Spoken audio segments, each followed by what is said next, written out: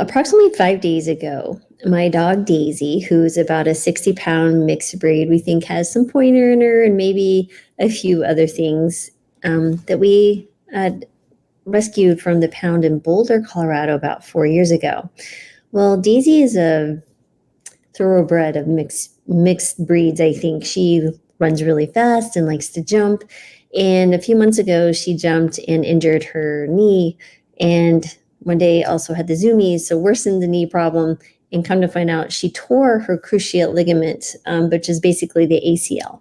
So gone to the vet a few times and looked at all our options, and understanding Daisy's not quite 5. She'll be 5 in April. That, she has a lot of good years. She's very healthy, very excitable, loving life dog. So we had surgery on Tuesday and it went well.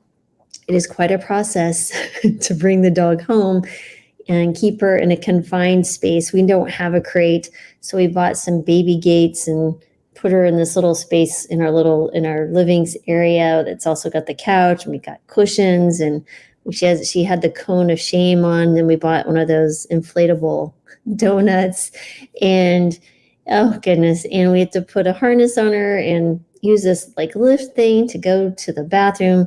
There's not much dignity for Daisy these days doing her thing. But in this whole process, I understood a few different things. And one particular story I want to share with you is Daisy and eating. So first of all, of course, we understand when she's just coming out of anesthesia, she wouldn't have as much of an appetite. So we just gave her a little bit of food, and she was not so interested, so I literally hand fed her, which is fine. It's not the most pleasant of jobs, but whatever I need to do for Daisy. And over the course of the next few days, we're giving her medications, becoming more alert. She's moving around, anxious to do her normal thing. She thinks when she goes outside, she's going for a walk. Can't even say the word. She pops up her ears. But all we want her to do is go outside and go potty. Anyway, so the going to the potty, that was a whole thing. But anyway, but with the food, as you're thinking, now we're into day 5 or 6, she's still, and she'll eat, but she won't start eating until after I've done a few things. So she has her favorite food. We've put it in her bowl. I mean, this dog will lick this bowl clean. Previous to this, good appetite. So she's eating typically and will come begging for more. You get what you got, kiddo, because we don't want you to be an overweight dog.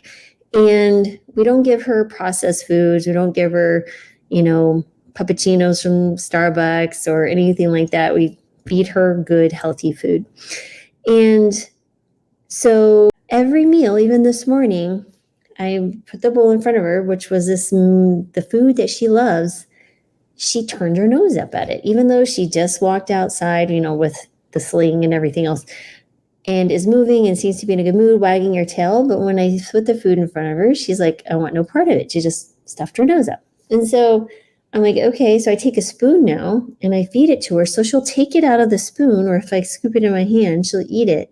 But that takes 5 or 6 times before she actually will then okay, I'll eat some. And then she'll take a few more bites, but then she refuses to eat until I spoon fed her again. And then she's licking the spoon.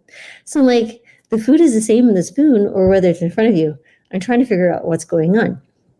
And so what was interesting was the really how my dog has taught me a few things. And it comes back to the mindfulness piece, because I really am trying to utilize mindfulness in teaching patients and people that I work with how important it is for so many parts of our life. But this was a really interesting thing. I just kind of did a thought experiment on what was Daisy's lessons to me, because I truly believe dogs and animals, they have it figured out. Well, they don't have this prefrontal cortex, which gets us in trouble with the thinking brain, but they have it figured out as far as just living in the moment. And if we could reflect kind of what our dogs are doing, or reflect on why they're doing it, that might actually give us some more intuition into our own behaviors. So this is my thoughts, and I'd love to hear what you guys think. So let me pull up my notes here. And so first of all, living in the present, right? So Daisy is not dwelling in the past discomfort. She's not worrying about her future meal. She's just literally entirely thinking about this moment, right? She's focusing on the current experience of being fed. And so that alone is just saying, okay, let's see what's going on right now at this moment. Her intuition is not to eat out of the bowl. And next, it's adaptability and resilience, right? So despite the uncomfort and the unfamiliar situation following her surgery, Daisy is adapting to this new feeding method. I might be creating a new habit. We'll see. We'll see how this goes in the next few weeks. And then this highlights really kind of the importance of the flexibility and ability for new circumstances, right? I think with mindfulness, that's really a key piece of understanding we need to be open to change. And so Daisy's appreciating that, or she made me appreciate that. Trust and connection, right? So the act of the spoon feeding really signifies her trust and then strengthens our bond, right? Because I'm caring for her. She's understanding that I'm caring for her, that there's an emotional response, I'm sure, from her as she's eating. It gets her dopamine going.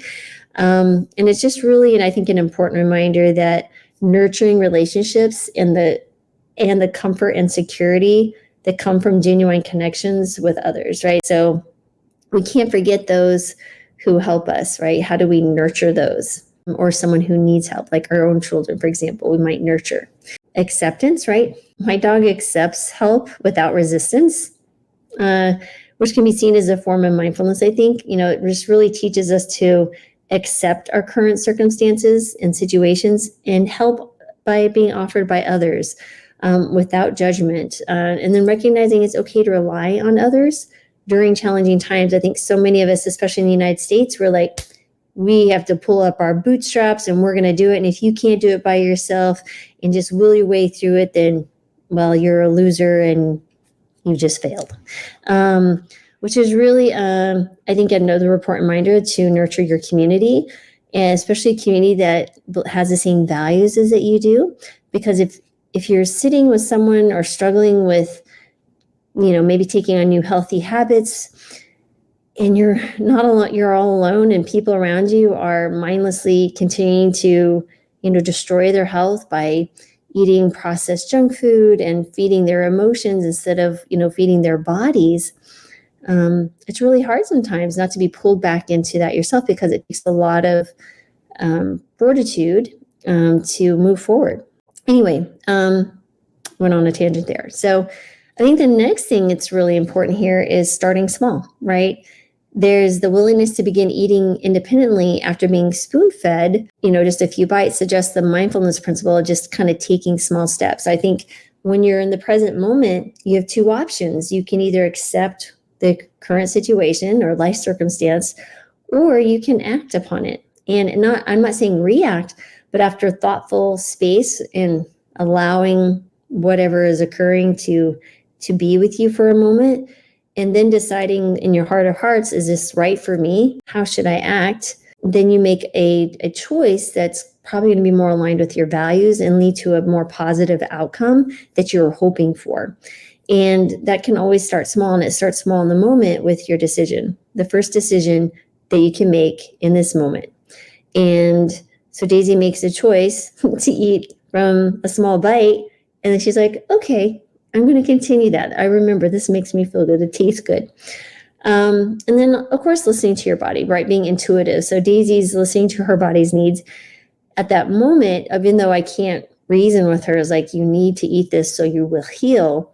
But she's just responding to her current moment. She's not currently necessarily hungry, because maybe the medications are interfering with her appetite, maybe a little bit of pain, even though I'm giving her pain meds as prescribed by the veterinarian. Don't worry, I'm not giving her medications.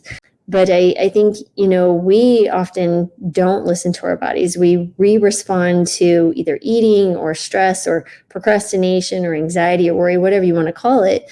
We try to deflect, right? We try to avoid the unpleasant feeling, right? The stress or whatever it is that we're trying to avoid. We do something instead of sitting with that emotion and accepting it. And once you accept it, it really is not as unpleasant as it seems in the beginning, that first reaction.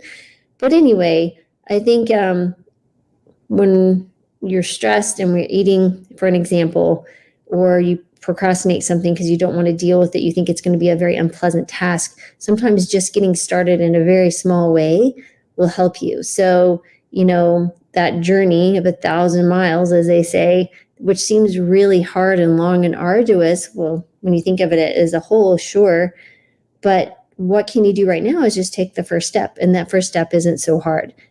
It's a thought. We think it is hard, but it's not. For example, when we listen to our body with food, right?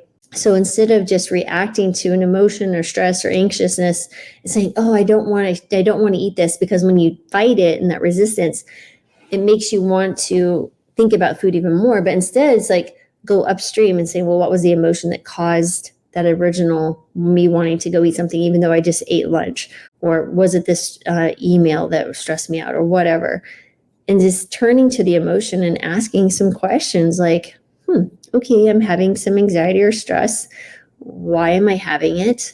And then in this moment, do I really want to eat? Is that going to make me feel any better? Or is there something else I can do? Maybe I can bring more mindfulness into this moment by, grounding myself with what I call like the 5 senses grounding, right? So, looking at something you're grateful for with your vision, your hearing, your smell, your taste and feeling, and that puts you here. Maybe it's a deep breathing exercise that will give you time and space from the initial craving or desire to do something and get you more present and grounded in the moment.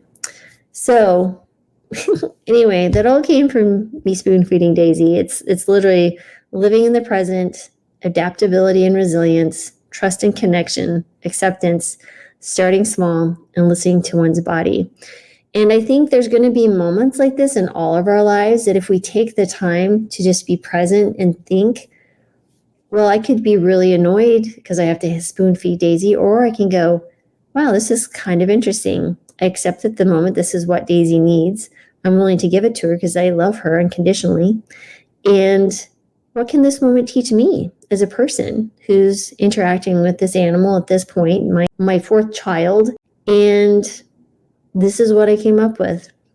I think there's so many other things in life that we just robotically walk through life day to day, and we don't sit back and think, what could this one moment teach me? Maybe it's you're stuck in traffic or someone just cuts you off in traffic. I think, or waiting in a long line, or someone was rude to you. Instead of reacting, going, that's interesting. Except for it is what it is, right? That person's acting the way they are. Unless you're physically in danger or something, obviously. But if you have time to sit and reflect on it, I think by asking those questions of every moment, that actually uses our muscle in our day-to-day moments, even if it's, goodness, it could be anything. Something that causes some friction within you, whether it be small, or maybe you're like, you're juggling your keys and you dropped your keys. I'm like, okay, instead of getting frustrated with yourself and going, you pick up your keys. Oh, that's interesting. What can I learn from this, right? And I think that will help us build our mindfulness muscle. And I think I'm going to be doing a challenge starting on Monday, and that's going to be a mindfulness walking challenge. So you walk as long or far as you want. I think for me, what I'd like to see people do is, if you can, walk somewhere where you can see the outside, or walk outside if you can, and or at least be present in this, even if you're just walking in place, looking out your window, if it's really cold where you are, and just thinking of things or not thinking of things, or just being present as you're doing this. Maybe it's looking at the tree but not labeling a tree, but just noticing the trees there, and then listening for something that's in the present moment. Is there new smells? Is there something you could taste, your saliva, or what are you feeling as your feet hit the ground? And I think that will be very interesting to do for 30 days and see if you don't see something change and shift in your own life. If you don't see less stress, better sleep, better exercise, you feel more refreshed. I'd be really curious to see what happens for you, because I know that's been a very powerful thing for me. So anyway, that's all there is I have for you today. And as always, as I always said, I want to be thankful for you. I'm grateful for you being here with me today. And I know you could be elsewhere with your busy lives. And so I'm going to give you a gift, and that is I am sending thoughts of joy, peace, and love your way. And know that whenever you're watching this, be it live or later, that attitude was always there. And so again, thanks for listening. And I hope you found this helpful. And if so, please comment below. I'd love to learn from you and listen. And please hit subscribe and all that stuff. You know what to do. So thank you again. And maybe there's more lessons in line for me from Daisy. We'll see. All right, guys. Have a good rest of your day. Bye.